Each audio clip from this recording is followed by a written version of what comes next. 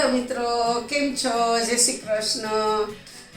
આજે આપણે એમ થાય કે દેશો દેશમાં આપણે જઈએ, દેશો દેશનું ઇમ્પોર્ટન્ટ સ્પેશિયલ ફૂડ હોય એ આપણે ટેસ્ટ કરીએ. તો આજે હું તમને સાઉથ ઇન્ડિયા લઈ જવાની છું. તો સાઉથ ઇન્ડિયન ડિશ આપણે સ્પેશિયલ બનાવવાના છીએ.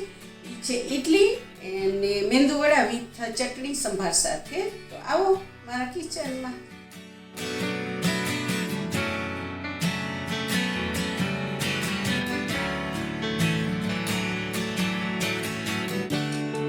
તો મિત્રો, આપણે ઇડલી બનાવવા માટે આ વ્હાઈટ અડદની દાળ લીધી છે. તો એ તમે જોઈ શકો છો, મેં કચોરો આખો નથી ભર્યો, એટલો લીધો છે. એ પ્રમાણે માપ છે મારો. એ જ પ્રમાણે રાઈસનું માપ રાખવાનું. 2 કચોરા રાઈસ. આપણે એને ફાઇન ક્લીન પાણીથી 2-3 વાર ધોઈ નાખશું.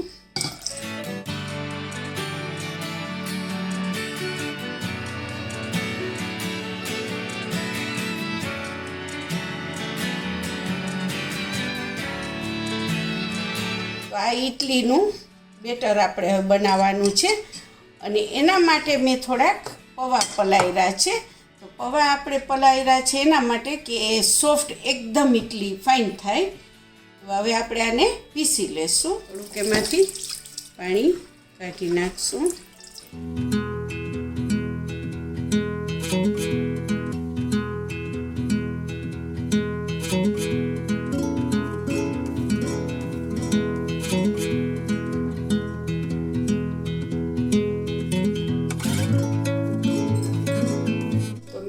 હવે આપણું ઇડલીનું બેટર પીસાઈ ગયું છે, અને એકદમ દરદરું ફાઇન પીસાઈ ગયું છે. હવે આને આપણે 1-8 કલાક બેટરને રહેવા દેશું. એને ઢાંકીને એના માટે આપણે સાઉથ ઇન્ડિયન ચટણી બનાવવાના છીએ. તો એમાં મેં લીધા છે ફોલેલા દારિયા આવે છે. તમને તીખાશ પ્રમાણે જે જોઈએ એ એટલું મરચું નાખવાનું. એટલે હું 1 મરચું આખું અને 1 અડધું નાખીશ. હું ખાસ ધ્યાન રાખું કે કોઈ તીખું ના ખાઈ શકતા હોય તો એને પ્રોબ્લેમ ના થાય. અને મેં આ કોકોનટ પાવડર લીધો છે ઘરમાં હતું. તમારી પાસે ફ્રેશ નાળિયેર હોય તો તમે એ પણ નાખી શકો. એટલે હું ધાણા પણ નાખું છું. ડાળીવાળા છે. અને પછી એમાં જશે પાણી પછી આપણે જોશે એ પ્રમાણે પાછું એડ કરશું. અને હવે આપણે મિક્સરમાં એને પીસી લઈએ. જરૂરિયાત પ્રમાણે મિત્રો નિમક નાખવાનું છે. તો મિત્રો, આપણી કોકોનટ સાઉથ ઇન્ડિયન ચટણી રેડી થઈ ગઈ છે. હજી રેડી નથી થઈ અને હજી વઘાર કરવાનું છે. આપણે દહીં એડ કરશું.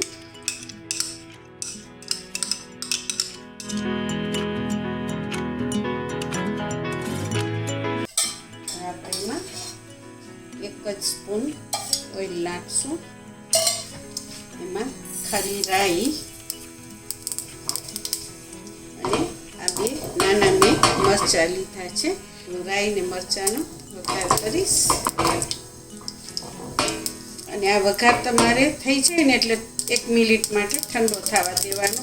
તો હવે આપણે ઠંડો થઈ ગયો છે અને આપણે વઘાર રેડી કરવાનો. તો આપણી ચટણી રેડી છે.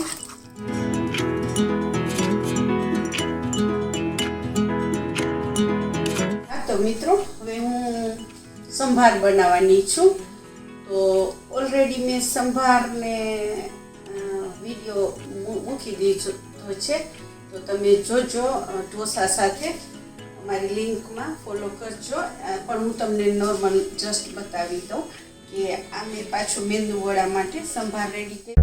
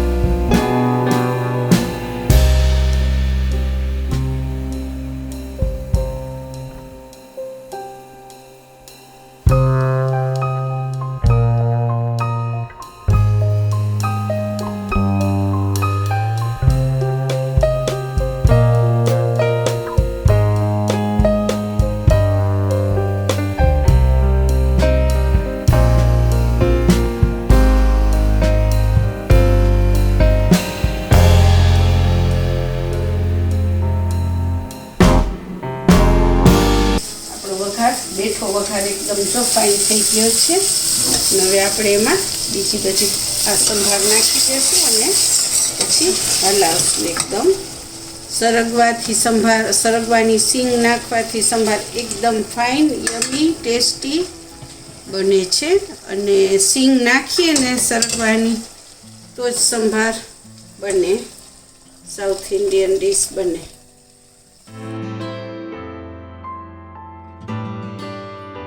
હવે આપણે ઇડલી બનાવશું. કોને ઇડલી ભાવે છે હોમમેડ ઇડલી મને કોમેન્ટ આપજો, જણાવજો. તો મેં આ એક તપેલું લીધું છે. મારી પાસે ઇડલી સ્ટેન્ડ નથી, હું આમ જ મૂકું છું. તો આપણે હવે એમાં પાણી નાખ્યું છે અને ગેસ ઓન કરીએ છીએ. અને આ એક આવું રિંગ આવે છે એ મૂકી અને હું સ્ટેન્ડમાં રાખું છું. એમાં હું જરાક લીંબુ નાખીશ એટલે આપણું તપેલું ખરાબ ના થાય. હા તો મિત્રો, હવે આપણે કલાક થઈ ગઈ છે અને ઇડલીનું બેટર મેં આવું બનાવ્યું છે, તમે જોઈ શકો છો. તો આ થોડુંક જાડું છે હજી, એમાં આપણે પાણી નાખશું. અને તમે આમાં ઈનો કે સોડા ન નાખો ને એમણામ ઇડલી મૂકો ને, હું એક પ્લેટ એમણામ મૂકીશ, તમને બતાવીશ. અને તોય પણ આ પૌવાથી એકદમ સોફ્ટ થાય છે. તો પણ થોડુંક હવે એમાં પાણી નાખું છું અને કરકરું રાખજો એટલે ફાઇન તમારી ઇડલી તમને ખાવામાં મજા આવશે. બીજે દિવસે વધે તો વઘારજો. મેં એનો પણ વઘારેલી ઇડલીનો વિડીયો ડિવાઇન સ્પૂનમાં મૂક્યો છે. ઘણા કહે છે મારી ઇડલી બેસી જાય છે, ફૂલતી નથી, પણ તમે હું આ જે માપ આપ્યો છે એ માપ પ્રમાણે તમે ફોલો કરજો, ચોક્કસ ફાઇન ઇડલી થશે અને સોફ્ટ એકદમ થશે. તમને બનાવી હશે તે દિવસે તો ખાવાની મજા આવશે, પણ બીજે દિવસે એ એકદમ સોફ્ટ રહે છે. તો આ બેટર આપણું રેડી થઈ ગયું છે. આવું રાખવાનું છે. તો મિત્રો, મારી પાસે એવું ઇડલી બનાવવાનું છે, મેં લીધું છે. તો એમાં થોડુંક તેલ ચોપડું છું.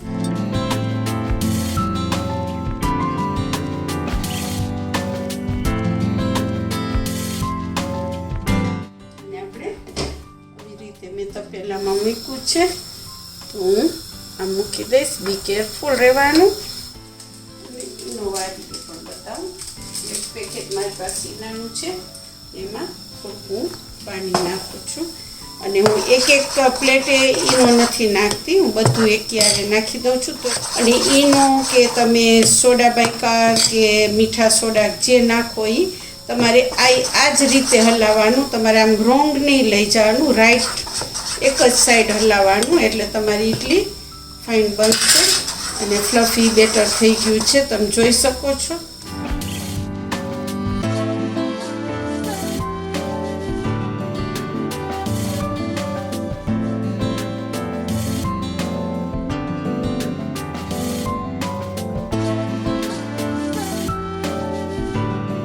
પછી આને એકદમ એરટાઈટ બંધ કરી દેવાનું. આમાં હોલ છે, તમે જોઈ શકો છો. તો હું શું કરું છું, આવી રીતે નેપકિન કવર કરી દઉં છું, ખાલી આવી જ રીતે. અને 5 મિનિટ રહેવા દઈએ આપણે. હા તો મિત્રો, હવે આપણે 5 મિનિટ થઈ ગઈ છે અને આપણી ઇડલી રેડી છે. તો જોઈ લઈએ કે એની શું છે પ્રોસીજર. હવે તો આપણે આવી રીતે એમાં નાઇફ ભરાવી જોવાનું, ક્લિયર આવે છે.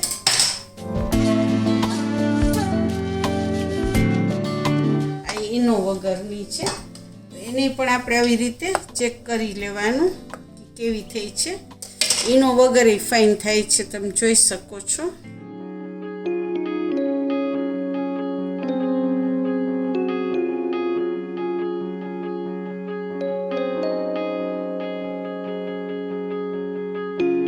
એ પણ ફાઇન થઈ છે. અને આવી રીતે એક કપડું લઈ લેવાનું, ગરમ કાઢો ને એટલે આમાં સ્ટીમ હોય, તો સ્ટીમમાં આ કપડું હોય તો ફાઇન રહે.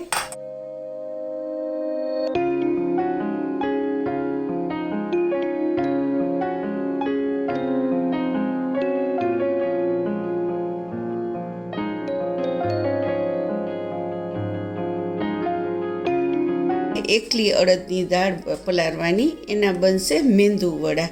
તો આપણે એને પણ એવી રીતે 3-4 કલાક પલાળવાની. અને એમાં કંઈ માપ નથી, એકલી અડદની દાળ છે એટલે તમારા જે ફેમિલી મેમ્બર હોય એ પ્રમાણે તમે કરી શકો છો. એવી રીતે 2-3 વખત ધોઈ પછી એને પલાળી દેવાની એવી રીતે.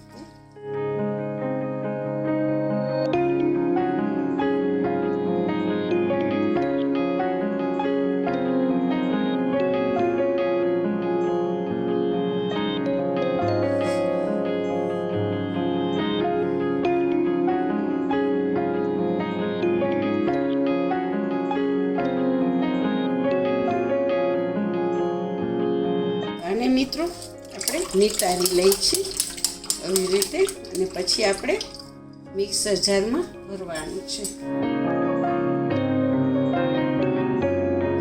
મિત્રો આમાં મેં બિલકુલ પાણી અત્યારે નથી નાખ્યું. આ નાનો ચમચો છે એમાં આટલું પાણી નાખીને પાછી. તો મિત્રો આપણે આને પીસવામાં થોડોક ટાઈમ લેવો પડે છે, કેમ કે વધારે પાણી થઈ જાય તો તમારા મેંદુ વડા ના થાય. તો જોઈ શકો છો દરદરું પીસું છે, એકદમ નથી પીસું ને થોડુંક પાણી નાખ્યું છે. હવે આને પણ આપણે 1 કલાક રહેવા દઈશું ઢાંકીને. આપણે હવે મેંદુ વડાનું પ્રિપેર કરવાનું છે. હવે એમાં આપણે નાખશું જીરું,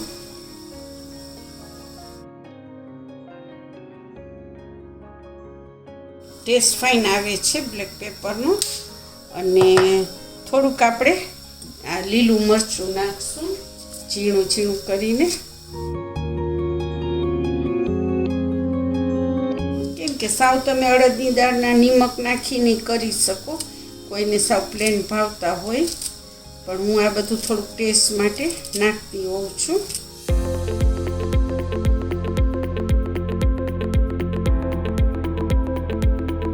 તો મિત્રો આપણે મેંદુ વડા માટે હવે રેડી છે.